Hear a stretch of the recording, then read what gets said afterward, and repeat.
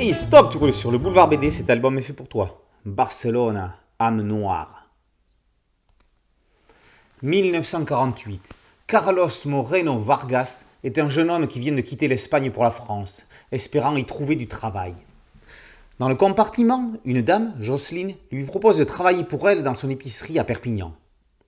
Quand ses camarades lui demandent d'où lui vient cette cicatrice qui traverse la paume de sa main gauche, Carlos repense à ce jour où, à Barcelone, il découvrait à 8 ans le cadavre de sa mère, assassinée, dans les décombres de sa maison. Il était encore enfant. Son père, lui-même épicier, ne pouvant être très disponible pour lui, la riche famille catalane de Don Alejandro lui offre un second foyer. C'est là où il va lui-même se lacérer la main, tout comme le bas-ventre de sa mère était lacéré d'une croix. Elle n'est que la première victime d'un tueur en série. Il grandit dans une Espagne franquiste avant de quitter son pays natal pour la France, où il ne restera pas longtemps. Son père le rappelle. S'il savait. Comme souvent, dans des périodes politiques troubles, c'est là que des tueurs en série profitent des désordres publics pour œuvrer. Ils deviennent alors le symbole d'une société sous emprise, en l'occurrence le fascisme franquiste espagnol.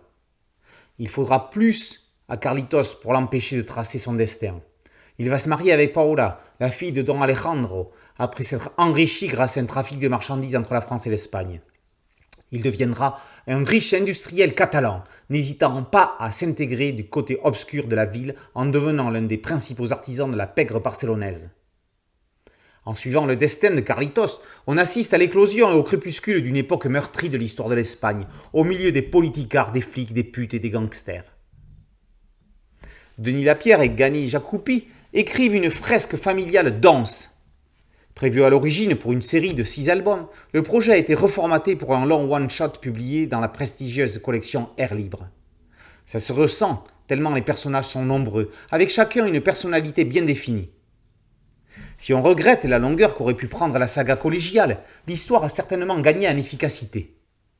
À la manière des romans d'Armistide Maupin, faisant de San Francisco l'héroïne de ses récits, dans un tout autre style, c'est ici Barcelone qui est le personnage principal.